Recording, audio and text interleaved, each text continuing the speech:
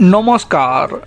ঘটনা হচ্ছে কি দেখুন, যখন জানা যাচ্ছে শান্তনু সেনকে তৃণমূল সরকার চিকিৎসা করতে পারবে না বলে 2 বছরের জন্য সাসপেন্ড করেছে এবং এই জায়গা থেকে যখন জল্পনা তৈরি হয়েছে শান্তনু সেন বিজেপিতে আসবেন, তখন তাহলে কি শান্তনু সেন এই 2-1 দিনের মধ্যেই বিজেপিতে চলে আসবেন এমন কি কিছু বিষয়?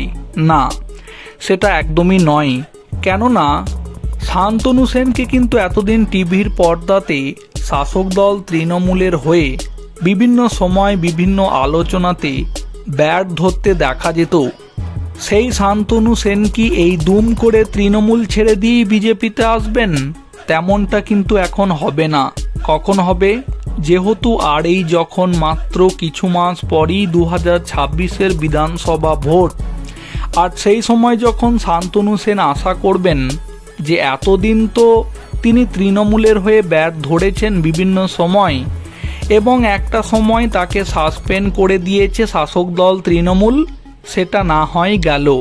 এখন যখন বিধানসভা নির্বাচন, তখন তাকে অন্তত একটা টিকিট তো দেওয়া যেতে পারে। আর সেটা যদি না পান, ঠিক সেই সময়ই কিন্তু এই বিজেপিতে আসার বিষয়টি নিয়ে জল্পনা কল্পনা, সন্দেহ, কৌতূহল, এই সমস্ত যাবতীয় বিষয় কিন্তু তৈরি হবে। আর এখন যখন শান্তনু সেনকে এই বিজেপিতে যোগদান করার বিষয়ে প্রশ্ন করা হয়, ঠিক যে আলোচনাটা আমরা শুরুতেই বললাম না এখন বিজেপিতে আসার কোনো সম্ভাবনা নেই, ঠিক সেই উত্তরটাই কিন্তু তিনি নিজ মুখেই বললেন। শান্তনু সেনকে এই বিষয়ে প্রশ্ন করা হলে তিনি বলেন, এই দলটা করার জন্য মার খেয়েছেন তিনি, তার পরিবারও আক্রান্ত হয়েছেন।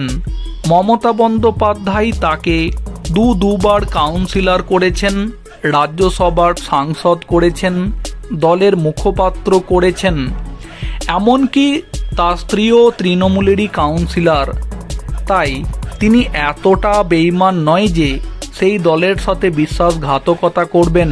তাই তিনি তৃণমূলের অনুগত সৈনিক ছিলেন, আছেন এবং থাকবেন।